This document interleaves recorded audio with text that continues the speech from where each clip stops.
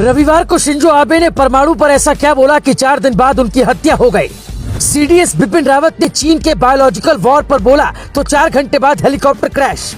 बिपिन रावत से चीन को सीमा पर दिक्कत थी। शिंजो आबे के परमाणु वाले बयान से डरा था।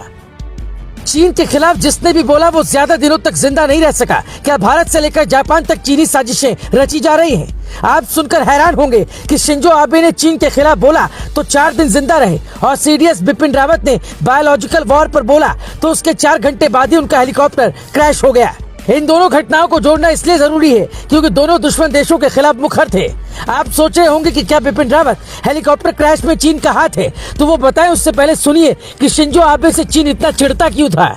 जैसे हिंदुस्तान के नेता चीन के खिलाफ बोलते हैं, वैसे ही जापान में शिंजो आबे चीन के बहुत बड़े विरोधी थे। शिंजो आबे चाहते थे कि जापान की सेना मजबूत हो और अमेरिका से परमाणु हथियार बनाना भी सीख ले।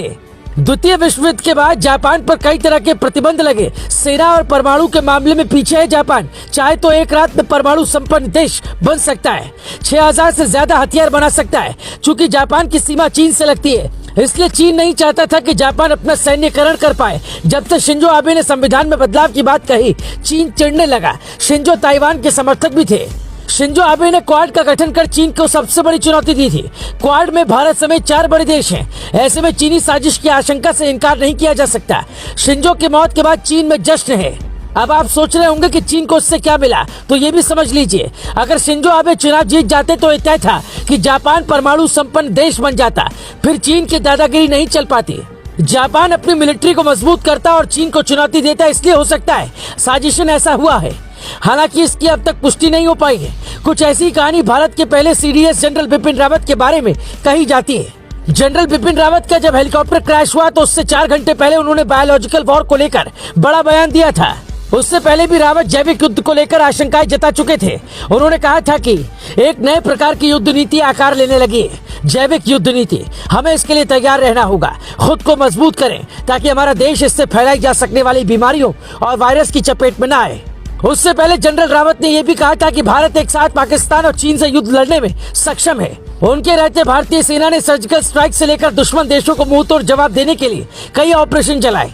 उनके निधन के बाद ग्लोबल टाइम्स ने जनरल रावत को चीन का दुश्मन भी बताया था।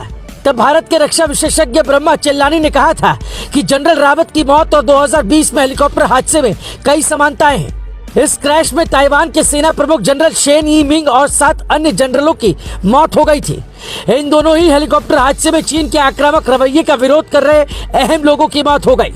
कई लोगों ने यह भी कहा कि जनरल रावत का हेलीकॉप्टर इतना शानदार था कि उसके एक्सीडेंट का सवाल ही नहीं उठता। ऐसे में उसे साइबर हमले का निशाना बनाया गया होगा। हालांकि अब तक इन दावों को लेकर कोई पुख्ता रिपोर्ट सामने नहीं आई है, लेकिन ऐसा माना जा रहा है कि चीन अपने दुश्मनों को ठिकाने लगाने की योजना पर काम कर रहा है, वरना उसके खिलाफ आक्रामक रुख अपनाने वाले लोगों पर हमला न होता। Bureau report.